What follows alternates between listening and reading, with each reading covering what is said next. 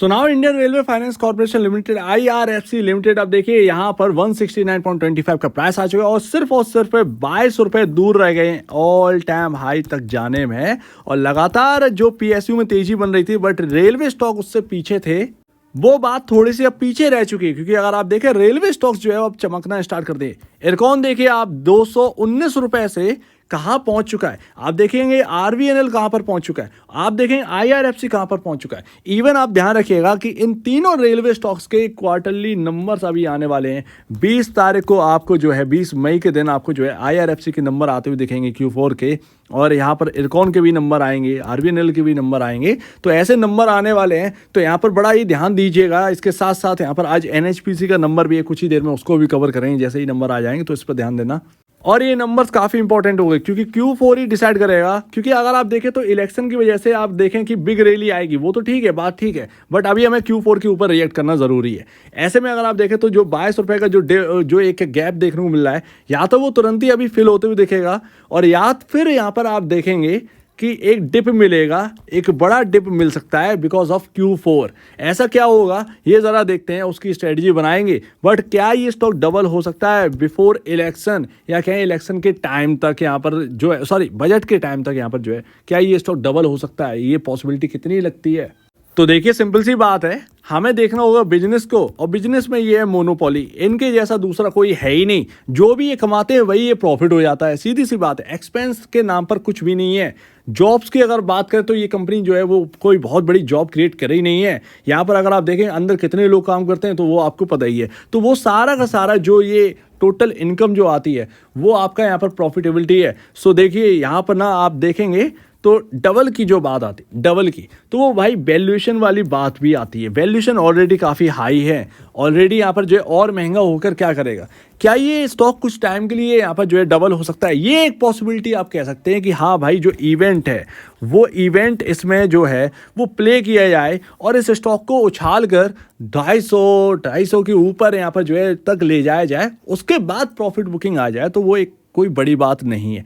But जो भी हो यहाँ पर अगर ऐसा होता है तो आपको ये सिर्फ और सिर्फ इतना ध्यान रखना है कि कोई भी यहाँ पर जो है ऐसी चीज़ नहीं हुई है जिसकी वजह से ये स्टॉक डबल हो जाए। ये सिर्फ और सिर्फ इवेंट बेस्ड यहाँ पर जो है आपके सामने मूव दिख रहा है, ऐसे में बुक कर लिया जाए, इससे बेहतर और कुछ नहीं होगा। क्योंकि ये आप देखेंगे कि जो इसके अंदर हाई अगर बन गया, जहाँ तक एक ठीक है एक अनुमान है, वो शायद आपको हाई जो है वो शायद दोबारा दिखे भी ना, जो इस इलेक्शन में बन जाए। तो यानी कि मैं बात कर रहा हूँ 250-300 रुपए का अगर हाई आपको देखने को मिल जाए तो बुरा नहीं है बुक करना, बहुत बढ़िया बात है। आप इस बात को समझिए, मार्केट कैप डबल हो जाएगा और वो आप समझ सकते हैं कि कितना यहाँ पर जो है प्राइस टू बुक वैल्यू चली जाएगी, तो वो एक जस्टिफाई नहीं करेगा, वो सीधी सी बात है। बट इवेंट बेस्ड है तो आप इवेंट बेस्ड अपने आप को रखिए, ज़्यादा बेहतर। जो मिल रहा है उसको खाओ और निकलो, ये एक अप्रोच रहनी चाहिए यहाँ पर।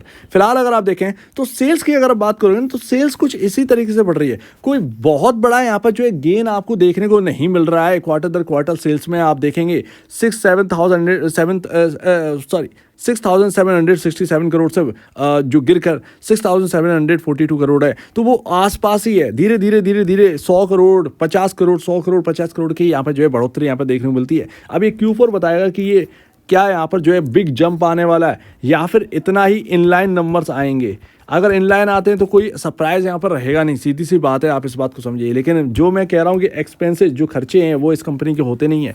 खर्चे कुछ ऐसे रहे हैं, कमाई कुछ ऐसी रही है, सीधी सी बात है, ऑपरेटिंग प्रॉफिट कुछ ऐसा ही बन जाता है और आपकी जो मार्जिन है वो 99-100 के अबाउट रहते हैं।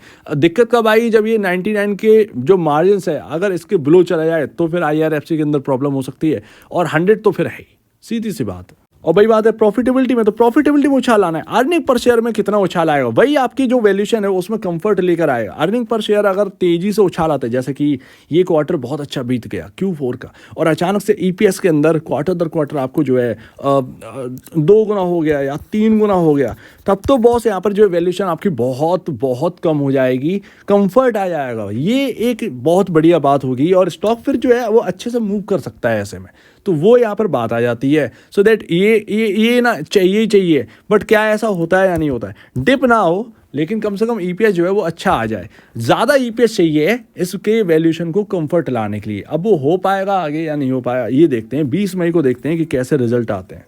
और वैसे भी यहाँ पर अगर आप देखें 36 का यहाँ पर पी रेशियो चल रहा है, 13 का आपका इंडस्ट्री भी चल रहा है, उसके कंपैरिजन भी प्राइस टू अर्निंग में काफ़ी ज़्यादा है। इसके साथ साथ जो एक डिसीजन था आपके सामने कि काफ़ी लोगों को ये काफ़ी ख़राब लगा था कि आईआरएफसी के बारे में मैंने बोल दिया कि आईआरएफसी नहीं, आपका पीएफसी और आरईसी ज़्यादा बेहतर है। वो देखिए वो आपके सामने अब होता हुआ दिख भी रहा है। क्यों ऐसा मैंने कहा था ये आपको समझ में भी आ रहा है। आज आईआरएफसी देखिए आज जितना बढ़ेगा ना उतना और महंगा होगा। 4.57 टाइम अपने प्राइस टू बुक वैल्यू काम कर रहा है। लेकिन आपका पीएफसी और आरईसी देखिए 1.5 टाइम का यहाँ पर जो है प्राइस टू बुक वैल्यू ऊपर काम कर रहा है, 2 टाइम अपने प्राइस टू बुक वैल्यू ऊपर काम कर रहा है। तो ये यहाँ पर कंफर्ट बहुत बड़ी है। आरईसी पीएफसी के अंदर कंफर्टेबल बहुत ज़्यादा है। यहाँ पर अगर यहाँ पर किसी की बाइंग है, कोई पोजीशन बना के रखा है, नंबर्स देखिए कितने सॉलिड नंबर्स आए। बट यहाँ पर आईआरएफसी में देखिए कि नंबर्स इतने ज़्यादा चाहिए कि वैल्यूएशन सस्ती हो जाए। ये एक सबसे बड़ी बात आ जाती है। तो आप कमा तो रहे हैं लेकिन क्या ही बताएं, मतलब वो एक समझने वाली बात है। यहाँ पर आपको डिविडेंड भी अच्छा खासा देखने को मिला है। आईआरएफसी भी शायद आपको ये इस बार डिविडेंड दे दे, इंटरम डिविडेंड आपके सामने शायद आ जाए। बट Q4 पर नज़र रखिएगा, देखते हैं Q4 कैसे आते हैं। अब देखिए यहाँ पर ना क्या करें, एंड सेकंड लास्ट यहाँ पर अगर Q4 के नंबर आते हैं, इलेक्शन तो छोड़िए, इलेक्शन तक अगर ये रैली कर गया तो अच्छी बात है बॉस। बट अभी हमारे सामने रिजल्ट हैं और वो 20 मई को, आज 17 मई है, कल 18 मई है, मार्केट ओपन है, 19 को संडे है, 20 को मंडे को भी छुट्टी है बॉस, ट्यूसडे को आपको रिएक्ट करता हुआ दिखेगा। तो कल शायद आपको एक अच्छा खासा मूव भी मिल जाए आईआरएफसी के अंदर, कोई पोजीशन बना के ले जाए, बिकॉज ऑफ नंबर्स आप कह सकते हैं, शायद आपको देखने को मिल जाए। कोई बड़ी बात नहीं है। फिलहाल आपके सामने जो इंपॉर्टेंट लेवल है वो आपका है 160 रुपये का। 160 रुपये काफ़ी इंपॉर्टेंट लेवल है। ऐसे में अगर आप मूविंग एवरेजेस की बात करेंगे तो वो मूविंग एवरेजेस आपसे काफ़ी दूर हैं। जैसे कि आप देखेंगे मूविंग एवरेज जो है वो आपका है 147 के अराउंड, 147, माफ़ कीजिएगा यहाँ पर अराउंड, यस ये 147 140 के अराउंड आपकी मूविंग एवरेजेस बैठते हैं। सो दैट ये प्लेस ज़्यादा अच्छी हो जाती है। Q4 के अगर नंबर ख़राब आए तो पॉसिबल है आपको एक डिप मिले, ठीक है। अगर आपको डिप मिली तो वो कहीं ना कहीं इस जगह पर आकर सुधर सकता है। बिकॉज ऑफ इलेक्शन ये यहाँ पर जो है कहीं ना कहीं घूमता हुआ नजर आएगा, वहां से भी बाइंग आ ही जाएगी। ये एक सबसे बड़ी बात है। और अच्छे नंबर्स आ गए तो फिर तो यहाँ पर जो है चल ही रहे हैं। यहाँ पर 192 कितनी बड़ी बात है, 192 रुपये का लेवल टूट गया तो कितना ही बढ़िया सिनेरियो यहाँ पर बन सकता है, सीधी सी बात है। और अगर ये ऑल टाइम हाई तोड़ा तो 10 से 15% का मूव आपको जो है अनुमत मिलना ही है। तो वो यहाँ पर जो है किसी भी 52 वीक हाई या ऑल टाइम हाई तोड़ने पर मिलता है, वही आपको देखने को मिल जाएगा। यानी कि प्रॉपर तरीके से अगर हम बात करें तो 250 तो हमारे जेब में जो है वो रखा मिल सकता है। इसमें कोई बड़ी बात नहीं, इवेंट भी है, सब कुछ है आपके फेवर में, लेकिन वो एक शॉर्ट टर्म वाला इवेंट है ये, ठीक है ना। इस बात को भी ध्यान रखें। अगर प्रॉफिट हो रहा हो, मिल रहा हो अगर, तो उसको छोड़े ना। वैसे भी जो हमने बात करी थी इस डिप को लेने की, जब आईआरएफसी के अंदर भारी ग्राफ चल रही थी तब एक जो डिप था, जो बॉटम था, वो हम लोगों ने चेज किया था और वो करेक्ट है। यहाँ पर जो है बॉटम चेज हुआ था। 116 रुपये का लो लगा था जो कि एक अनुमानित था 115 के अराउंड यहाँ पर बाइंग आनी थी, वहीं से ये स्टॉक घूमा है। तो यानी कि आपका जो बाइंग है वो अच्छी खासे लेवल से हो गई होगी। उम्मीद है आपकी अच्छी खासी लेवल से बाइंग रखी होगी अभी भी। तो अभी भी अगर रखें, कंटिन्यू कर रहे हैं तो कंटिन्यू करिए कुछ दिन तक, स्टॉप लॉस ले लीजिए और कंटिन्यू कर सकते हैं। पॉसिबल है आपको जो है एक बेहतरीन रिटर्न यहाँ से भी मिल जाए, लेकिन वो कहीं ना कहीं बुक करने वाले होंगे। 101% आप बुक करके चलिए। जो बजट में हुआ है वही इस बार भी हो सकता है, इसमें कोई शक की बात नहीं है। सो उम्मीद है काफ़ी कुछ आपको समझ में आया होगा। एक बार निवेश से पहले या बेचने से पहले अपने ब्रोकर या एडवाइस से जरूर सलाह लीजिएगा, या फिर आपकी खुद की स्टडी काफ़ी इंपॉर्टेंट, खुद की स्टडी करिएगा, उस हिसाब से अपनी स्ट्रेटजी बनाकर काम करें, ज़्यादा बेहतर है। तो आपका क्या कहना है इसके ऊपर कमेंट सेक्शन में कहिएगा। और अब वीडियो देखने के लिए बहुत धन्यवाद दोस्तों।